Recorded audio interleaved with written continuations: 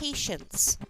Patience is the ballast of the soul that will keep it from rolling and tumbling in the greatest storms. All life is but one vast representation of the beauty and value of patience. Troubles and sorrows are in store for all.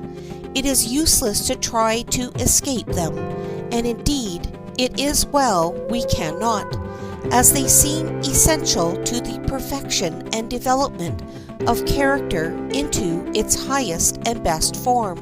But their disciplinary value arises from the great lesson of patience they are constantly inculcating. Either patience must be a quality graciously inherent in the heart of man, or it must be acquired as the lesson of years' experience, if he would enjoy the greatest good of life. Without it, prosperity will be continually disturbed, and adversity will be clouded with double darkness. The loud complaint, the querulous temper, and fretful spirit disgrace every character. We weaken thereby the sympathy of others, and estrange them from offices of kindness and comfort. But to maintain a steady and unbroken mind amidst all the shocks of adversity forms the highest honor of man. Afflictions supported by patience and surmounted by fortitude give the last finishing stroke to the heroic and virtuous character. Patience produces unity in the church, loyalty in the state, harmony in families and societies. She comforts the poor and moderates the rich. She makes us humble in prosperity, cheerful in adversity, unmoved by calumny, and above reproach. She teaches us to forgive those who have injured us, and to be the first in asking the forgiveness of those whom we have injured. She delights the faithful and invites the unbelieving. She adorns the woman and approves the man. She is beautiful in either sex and every age. Patience has been defined as the courage of virtue, the principle which enables us to lessen the paths of mind or body, an emotion that does not so much add to the number of our joys as it tends to diminish the number of our sufferings. If life is made to abound with pains and troubles by the errors and the crimes of man, it is no small advantage to have a faculty that enables us to soften these pains and ameliorate these troubles. He that has patience can have what he will. There is no road too long to the man who advances deliberately and without undue haste. There are no honors too distinct for the man who prepares himself for them with patience. Nature herself abounds with examples of patience. Day follows the murkiest night, and when the time comes, the latest fruits also ripen. Its most beneficent operations, and those which take place on a grand scale, are the results of patience. The great works of human power, achieved by the hand of genius, are but eloquent examples of what may be achieved by the exercise of this virtue. History and biography abound with examples of signal patience, shown by great men under trying circumstances. In the pursuit of worldly success, patience, or a willingness to bide one's time, is no less necessary as a factor than perseverance, says de Maistre. To know how to wait is the great secret of success. And of all the lessons that humanity teaches in this school of the world, the hardest is to wait. Not to wait with folded hands the claim life's prizes without previous effort, but having toiled and struggled and crowded the slow years with trial, to see then no results, or perhaps disastrous results, and yet to stand firm, to preserve one's poise, and relax no effort. This, it has been truly said, is greatness, whether achieved by man or woman. The world cannot be circumnavigated by one wind. The grandest results cannot be achieved in a day. The fruits that are best worth plucking usually ripen the most slowly, and therefore everyone who would gain a solid success must learn to labor and to wait.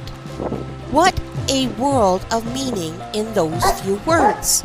And how many are possessed of the moral courage to live in that state? It is the tendency of the times to be in a hurry when there is any object to be accomplished. In the pursuit of riches, it is only the exceptional persons who are content with slow gains, willing to acquire wealth by adding penny to penny, dollar to dollar. The mass of businessmen are too apt to despise such a tedious and laborious means of ascent, and they rush headlong into schemes for the sudden acquisition of wealth. Or, in the field of professional life, we are too prone to forget there is no royal road to great acquirements, and feel an unwillingness to lay broad and deep, by years of patient study and laborious research, the foundation whereon to build an enduring monument worthy of public credit and renown. The history of all who are honored in the world of literature, arts, or science is the history of patient study for years, and its final triumph. Elio Burritt says, "All that I have accomplished, or expect or hope to accomplish has been, and will be, by that patient, persevering process of accretion which builds the ant-heap, particle by particle, thought by thought, fact by fact. Labor still is, and ever will be, the inevitable price set upon everything which is valuable. Hence, if we would acquire wisdom, we must diligently apply ourselves, and confront the same continuous application which our forefathers did. We must be satisfied to work energetically with a purpose, and wait the results with patience. All progress, of the best kind, is slow, but to him who works faithfully and in a right spirit, be sure that the reward will be vouchsafed in its own good time. Courage must have sunk in despair, and the world must have remained unimproved and unornamented if man had merely compared the effect of a single stroke of the chisel with the pyramid to be raised, or of a single impression of the spade with the mountain to be leveled. We must continuously apply ourselves to right pursuits, and we cannot fail to advance steadily, though it may be unconsciously. In all evils which admit a remedy, impatience should be avoided, because it wastes that time and attention in complaints that, if properly applied, might remove the cause. In cases that admit of no remedy, it is worse than useless to give way to impatience, both because of the utter uselessness of doing, as well as that the time thus spent could be better employed in the furtherance of useful designs. Since, then, these two classes of ills comprise all to which human nature is subject, why not make a determined struggle against impatience in every form? It accomplishes nothing that is of value, divides our efforts, frustrates our plans, and generally succeeds in making our lives miserable not only to ourselves, but to all around us. How much of home happiness and comfort depends upon the exercise of patience? Not a day passes but calls for its exercise from those who sustain the nearest and dearest relations to each other. Let patience have her perfect work in the home circle. Let parents be patient with their children. They are weak and you are strong. They stand at the eastern gate of life. Experience has not taught them to speak carefully and to go softly. What if their plays and amusements do grate upon your nerves? Bear with them patiently. Care and time will soon enough check their childish impulses. Be patient with your friends. They are neither omniscient nor omnipotent. They cannot see your heart and may misunderstand you. They do not know what is best for you and may select what is worst. What if, also, they lack purity of purpose or tenacity of affection? Do not you lack these graces? Patience is your refuge.